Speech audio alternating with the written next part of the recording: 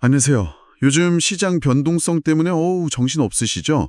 근데 이럴 때 주가는 좀 내렸어도 월스트리트의 큰 손들은 오히려 주목하는 기업들이 있다고 합니다. 그래서 오늘은 딱 그런 6개 기업들 한번 집중적으로 파헤쳐 보면서요. 혹시 투자 기회를 엿보고 계신 당신께 좀 유용한 통찰을 나눠볼까 합니다. 네, 맞아요. 이게 시장 전체 분위기만 보고 휩쓸리기보다는 개별 기업의 진짜 가치를 따져보는 게 중요하거든요. 오늘 살펴볼 기업들이 단기적으로는 좀 어려움을 겪는 모습인데, 이걸 기관 투자자들은 오히려 매력적인 기회로 본다는 점이 사실 흥미롭습니다. 그렇죠. 그래서 각 기업의 재무 상태라던가 성장성, 또 지금 주가가 어느 정도 수준인지 이런 걸 좀 꼼꼼히 같이 이야기 나눠보겠습니다. 근데 한 가지, 요즘 개인 투자자분들 저가 매수 엄청 하시잖아요. 네, 열기가 뜨겁죠. 이게 혹시 단기 고점 신호 아니냐 이런 경계심도 좀 필요하다는 의견도 같이 짚어봐야 할 것 같아요. 신중하게요. 좋습니다. 그럼 첫 번째 주자부터 가볼까요? 네덜란드의 ASML. 최첨단 반도체 만들 때 꼭 필요한 그 EUV 노광 장비, 여기 혼재 만들잖아요. 근데 지난 1년 동안 주가가 한 20% 그 정도 빠졌어요. 아니 근데 독점력이 있는데 좀 너무 빠진 거 아닌가 싶기도 하고요. 그 독점력은 여전한데 아무래도 반도체 경기가 좀 오르락 내리락 할 거라는 우려랑 또 미중 관계 같은 지정학적 위험 이런 게 좀 주가를 누른 거죠. 근데 지금 주가가 52주 저점 부근이거든요. 선행 PER이라고 앞으로 벌어들일 이익 대비 주가 수준을 보는 지표가 있는데 이게 5년 평균보다 낮아요. 그러니까 저평가일 수 있다는 거죠. 아, PER이 낮군요. 네, 배당 수익률도 적당하고요. 특히 경영진이 자기 회사 주식을 사고 기관들도 매수를 늘리고 있다는 건 꽤 긍정적인 신호로 볼 수 있습니다. 저희가 자체적으로 분석해본 바로는 현재 주가가 내재 가치보다 한 25에서 30% 정도는 싸다. 즉 안전 마진이 있어 보입니다. 오, 안전 마진이 꽤 크네요. 기술 독점 기업과는 또 다른 매력이 있는 다음 기업은요? 의료기기 쪽 강자, 메드트로닉, MDT입니다. 심박 조율기, 이런 거 만드는 회사죠. 여기도 52주 저점 근처라고요? 맞습니다.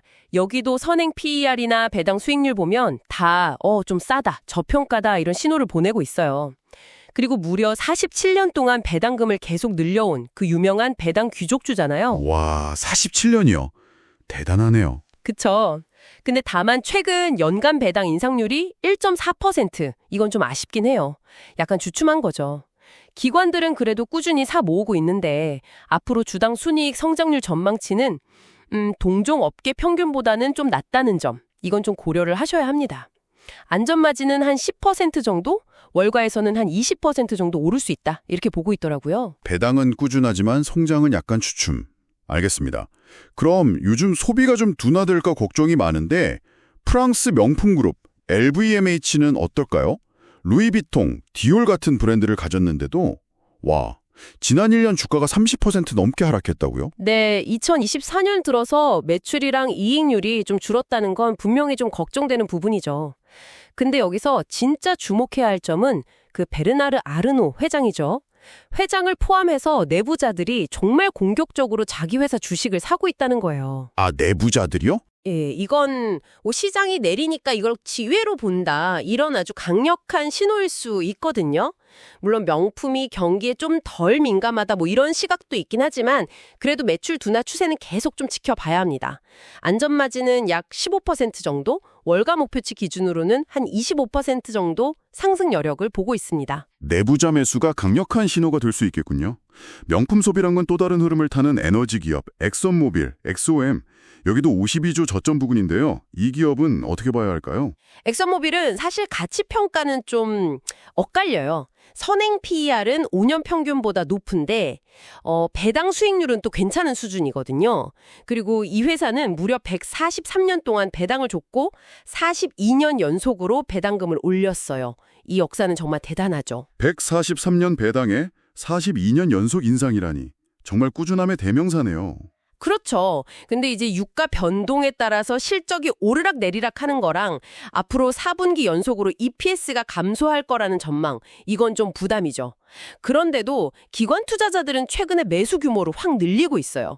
실적 전망이 안 좋은데도요? 네, 아마 단기 실적보다는 더 길게 보고 뭐 에너지 산업의 장기적인 가치나 아니면 이 회사가 가진 자산 가치 이런 쪽에 베팅하는 게 아닌가 싶기도 합니다. 안전마진은 한 15% 정도, 월가 기준 상승 여력은 30% 정도로 보고 있습니다. 참 흥미롭네요. 다음은 데커스 브랜드 DECAK, 어그, UGG, 호카 신발로 유명한데 여긴 상황이 더 극적이네요. 관세 문제 때문에 연간 실적 전망 발표를 보류했더니 주가가 연초 대비 거의 50% 폭락했다고요. 이건 좀 너무 과민 반응 아닌가요? 네, 실적 전망 보류는 분명 큰 악재죠. 근데 최근 분기 실적 자체는 나쁘지 않았어요. 특히 그 호카 브랜드 성장세가 정말 눈부셨거든요. 배당은 없지만 자사주 매입은 꾸준히 해왔고 무엇보다 부채가 거의 없는 아주 탄탄한 재무 구조. 이게 큰 강점입니다.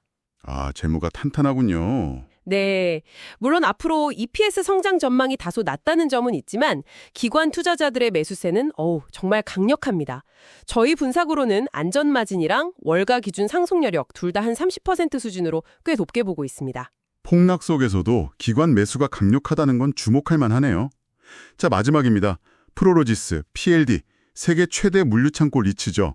전자상거래 시대의 대표 수혜주로 꼽혔는데 주가는 왜 52주 저점 근처에 있을까요? 이런 리츠는 보통 PFO라고 주가 대비 조정 운영자금 비율로 가치를 평가하는데요. 이 비율이랑 배당 수익률 모두 지금 좀 저평가 상태다. 이걸 보여주고 있어요. 지난 10년간 배당금을 연평균 2자릿수로 늘려왔고 11년 연속 인상했거든요. 배당 성장률이 좋네요. 네. 그리고 앞으로 전자상거래나 공급망 강화 이런 추세 때문에 물류 인프라 수요는 계속 늘어날 가능성이 크다고 보고요. 기관들도 꾸준히 계속 사들이고 있습니다. 안전마진은 한 20% 가까이 되고 월가 기준 상승 여력은 15% 정도 있습니다. 네, 오늘 이렇게 6개 기업을 쭉 살펴봤는데요. 모두 최근에 주가가 하락했다는 공통점이 있지만 그 속을 들여다보니까 각자 다른 강점과 투자 포인트가 있었네요. ASML의 독보적인 기술력, 메드트로닉과 엑선모빌의 꾸준한 배당 매력, LVMH의 브랜드 파워와 또 내부자 매수, 데커스의 성장성과 탄탄한 재무, 프로로지스의 시장 지배력까지 참 다양했습니다. 맞습니다. 그래서 중요한 건 단순히 주가가 내렸다는 그 사실 자체가 아니라 대체 왜 내렸는지 그 이유를 파악하고 이 기업의 본질적인 가치가 정말 어떤지를 보는 거겠죠. 기관 투자자나 내부자의 움직임? 이런 건 분명 중요한 참고 신호가 될 수는 있어요. 근데 이걸 맹신해서는 안 되고요. 그렇죠. 결국 판단은 본인 몫이니까요. 네, 결국 모든 정보는 스스로 충분히 검토하고 또 신중하게 판단하셔야 합니다. 오늘 저희 이야기가 여러분의 현명한 투자 결정을 위한 생각의 재료가 되었기를 바랍니다. 문득 이런 질문이 떠오르네요. 떨어지는 칼날을 잡는 것과 정말 가치 있는 자산을 싸게 사는 것, 이 둘의 차이는 과연 무엇일까요? 이 질문에 대한 여러분만의 답을 한번 찾아보시는 건 어떨까 싶습니다.